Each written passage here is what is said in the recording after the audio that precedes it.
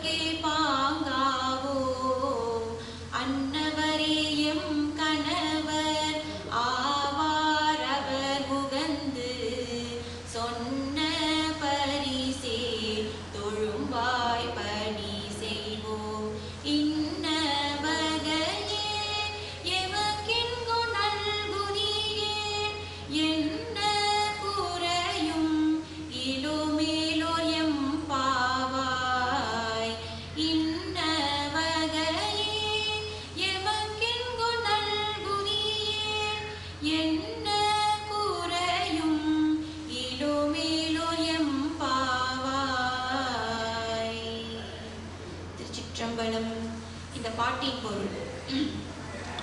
இந்த திருவம்பாவை பாடலில் மாணிக்க வாசகர் சிவனின் தன்மையையும் உண்மையான பக்தியின் வழியையும் அழகாக விளக்கியுள்ளார். முதல் கருத்து, சிவன் பிறப்பு இறப்பு ஆதி அந்தம் இல்லாதவர், பழமைகளுக்கும் பழமையானவர், புதுமைகளுக்கும் புதுமையானவர். எந்த காலம் மாறினாலும் புதுமையாக இருப்பது இறைவன். இறைவன் ஒரு இடத்தில் மட்டும் இல்லாமல் அனைத்து இடங்களிலும் அனைத்து உயிர்களிலும் நிறைந்துள்ளார். ஆகவே அனைவரும் சிவனாக கருதி நாம் பணிவுடன் நடத்த வேண்டும். நாம் சிவனை தலைவனாக ஏற்றுக்கொண்ட அடியார்களாக நாம் இருக்கும்போது சிவன் அடியார்களை வணங்கி நாம் தொண்டு செய்ய வேண்டும். சிவன் அடியார்களின் சொல்லை சிவன் அருளாக கருதி சுயநலமின்றி அவர்களுக்கு சேவை செய்ய வேண்டும். சிவன் அடியார்களுக்கு சேவை செய்வது சிவ பூஜைக்கு சமமாகிறது என்று இந்த பாட்டின் மூலம் நாம் தெரிந்து கொள்ளலாம்.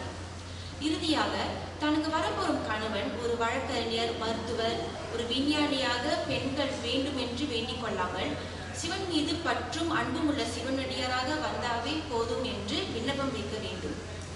இந்த வேண்டுகோளை இறைவன் ஏற்றுக்கொண்டால் இந்த பிறவியிலும் அடுத்த பிறவியிலும் எந்த குறையும் இல்லை என்று மாணிக்க வாசகர் கூறுகிறார்.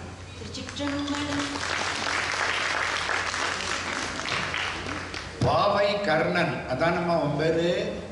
உனக்கு வாழ்த்துக்கள். ஏன் தெரியுமா?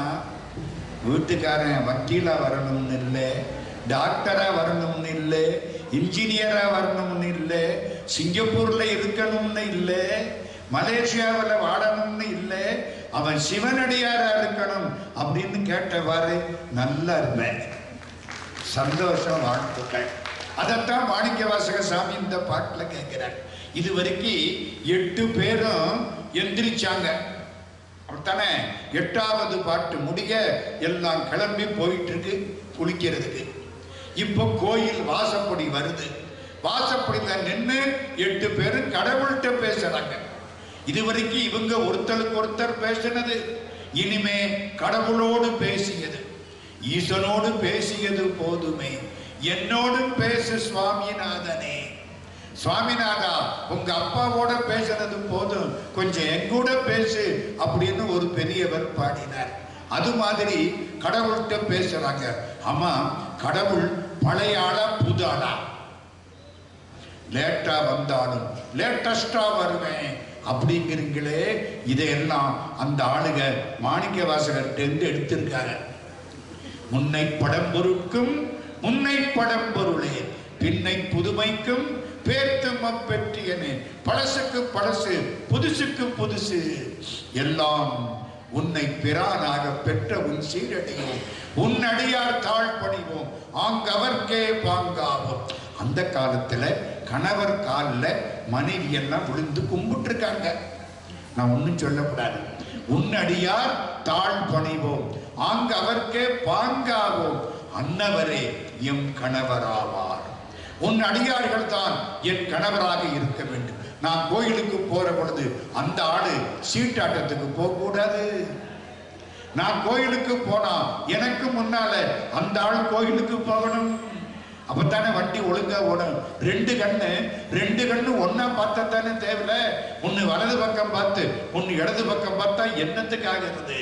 ரெட்ட மாட்டு வண்டி ஒரு பக்கம் தான் போகணும். அன்னவரே எம் கணவர் ஆவார், அவர் உகந்து சொன்ன பரிசை தொடும்பாய் பணி செய்வோம். அவங்க சொன்னதை கேட்டுக்கிட்டு நாங்கள் மகிழ்ச்சியோடு இருப்போம். கடவுளே, இதை மட்டும் கொடு, வேற ஒன்றும் வேண்டாம், எங்களுக்கு குறையே கிடையாது. ஒரு பெண் எதை கேட்க வேண்டுமோ அதை மணிவாசக பெண் அற்புதமாய் கேட்கிறாள்.